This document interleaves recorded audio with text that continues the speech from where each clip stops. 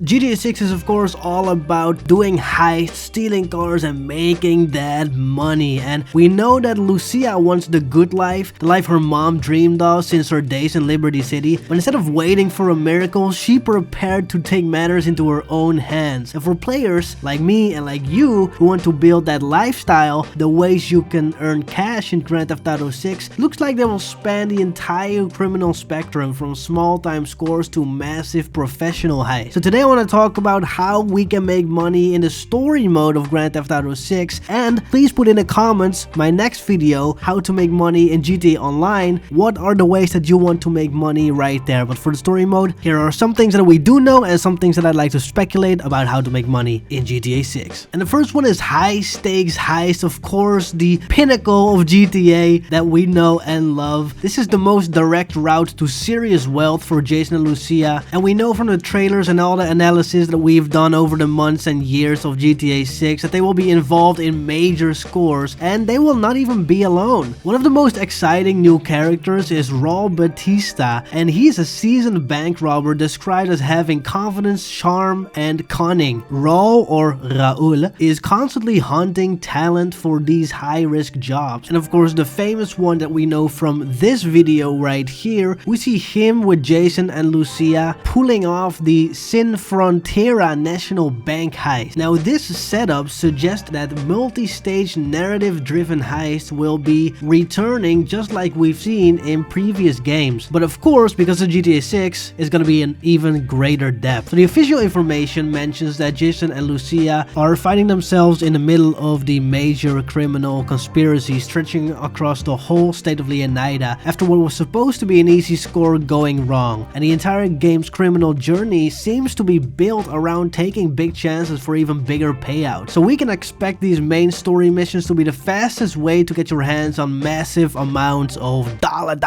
bills. And by the way, thank you for 8,000 subscribers. Let's get to the 9,000 so we can get to the 10,000. If you haven't subscribed yet, do that. Let's get back to the video. Number 2 is the new quote-unquote criminal grid, and I want to tell you what this is all about. So making money in this new world isn't going to be just about big heists like we've talked about. No, it's going to be smaller, repeatable activities that will sustain a criminal operation. And the leaks reveal several exciting additions to that kind of daily grind. But it's not going to be a grind like in GTA 5 Online. This is more like the story mode, things that you can do in the free roam, etc. So one new system is the ability to restrain non-playable characters. This is shown in a clip from the 2022 footage where Lucia uses what looks like zip ties on an NPC during a robbery of Hank's Waffle Diner. This restraining mechanic could allow players to disable witnesses or hostages during robberies, giving you extra time to secure the cash or goods. And speaking of securing goods, the game seems to reward you for keeping your eyes peeled in the open world. One new feature is the ability to loot vehicles, because in the leaked footage, that same clip with the Hank Waffles robbery, a button prompt appears when Lucia is taking cover behind a vehicle, and the button prompt says examine stranger SUV, and this suggests that you can get quick cash or valuable items by searching vehicles you find in the environment everywhere around you, and maybe it will reward you for taking time to explore and search these vehicles, which is something that people kind of are talking about as if this is speculation or a rumor, but no, this is actually gonna be in the game, and it's already confirmed through those 2022 clips. Because the name of the game is literally Grand Theft Auto, the traditional money-making method of car theft, stealing autos, thefting your car,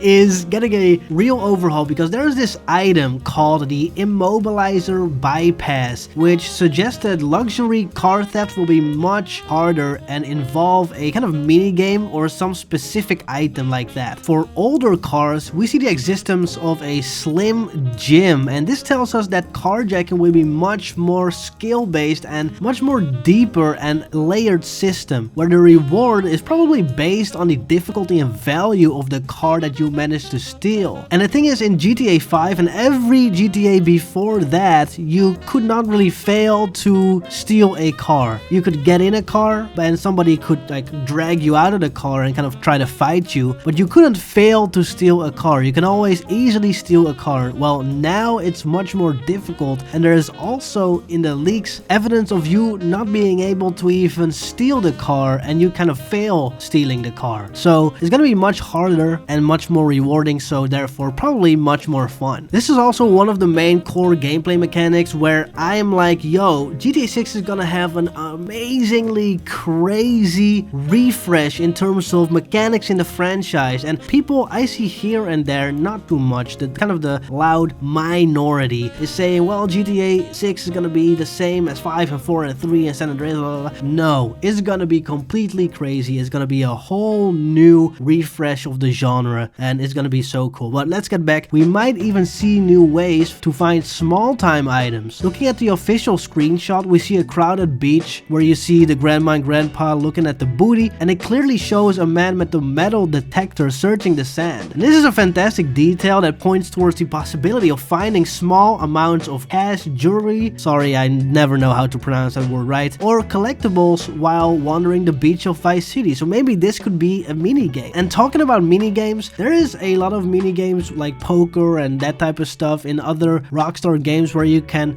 bet money that you're gonna win. Maybe if you just go mini golf with your friends or basketball or that type of stuff, maybe you'll be able to bet money for those small things as well. Who knows, but I just wanted to throw that little speculative thing in there that you might be able to bet money in sports mini games just for the funsies. Not too much, just because you can, you know? So that's number 2, the quote-unquote new criminal grid. So number 3 is running a shadow economy, and I'm gonna tell you what this means. The state of Leonida itself is set up to be the perfect home for criminal enterprises, suggesting major focus on illicit business operations. Jason Duvall's background tells us everything we need to know. He finds himself in the Keys doing what he knows best, working for local drug runners. His boss, Brian Hatter, is named as a drug smuggler from the Leonida Keys. This immediately sets up the smuggling as a potential major income source. The Keys are described as beautiful but dangerous waters, which suggests basically that you can move cargo with the boat and need to avoid coast guards because they are trying to take these smugglers down. Beyond the Keys, the landlocked areas also have their own criminal ecosystem. The official website describes Port Gellhorn as Leonida's forgotten coast. The local economy there is fueled by malt liquor, painkillers, and truck stop energy drinks. The official description of this area sets the stage for a thriving local black market. Further north, the town of Ambrosia, home to the Allied Crystal Sugar Refinery, provides the legitimate jobs, but the local biker gang provides almost everything else, which is a quote on the website. And this is a huge hint that organized crime will be deeply tied to regional businesses, and we can look forward to missions and activities involving drug production, gun running, or managing protection rackets alongside a biker faction. And that's how the money of Leonida moves, and we will be able to capitalize on that throughout the whole map. So that's the shadow economy. Now, of course, having done all of that off the grid stuff, now we need to turn crime into commerce, which is number 4. The biggest money-making move in Grand Theft Auto history has always been property ownership and taking over legal or semi-legal fronts for criminal activity. Everything we know about the setting suggests that this feature will be deeper than ever before. The character like Booby Ike, a Vice City legend, is a prime example of this. We know that he turned his street smarts into a legitimate empire that includes real estate, a strip club named Jack of Hearts, and a recording studio that is ran by Draquan Priest, who then kind of casts the real dimes to become these famous rapper duo type deal. This essentially is a roadmap for how players can transform their criminal earnings into long-term passive wealth. And we can expect to be able to purchase and operate businesses across Vice City in the state of Leonida, where our weekly and daily profits will roll in. The businesses will likely start as money laundering fronts that become increasingly profitable as we complete missions to protect them and expand their operation. So basically a more fleshed out version and a more fun, hopefully a more fun version of what we got with GTA Online for GTA 5. The idea of achieving this high roller status is captured perfectly in one of the official screenshots because it shows a man and a woman standing on a balcony overlooking a resort with a pool and palm trees and a golden duck, which is why my profile picture is a golden duck, and they're clearly enjoying the fruits of their labor. This level of luxury paid for by the smart moves Lucia is ready to make is the ultimate goal, and buying into the Vice City real estate market market is the way to go there. So the money-making opportunities in Grand Theft Auto 6 are looking far more intricate than anything we have seen before, trying high-level heists to street-level crime and long-term business strategy. And those are the 4 main ways we can make money in GTA 6, with a little bit of speculation in between. So we have number 1, the high-stakes heist, number 2, the new criminal grid, number 3, running the shadow economy, and number 4, turning crime into commerce with properties and, you know, buying cool cars and all that. Now, I want you to tell me what you think is going to be a fun way to make money in GTA 6 story, but also, like I mentioned in the beginning of the video, how are you making money in the online portion of GTA 6? Forget roleplay for a second, but imagine there is a new GTA Online, kind of like GTA 5. How do you want to make money, and what do you think will be big improvements compared to GTA 5? Because GTA 5 is very grindy, so how do we make it fun? Let me know in the comments below. Thank you to Rolfcore for being a member. See you guys next time, bye bye.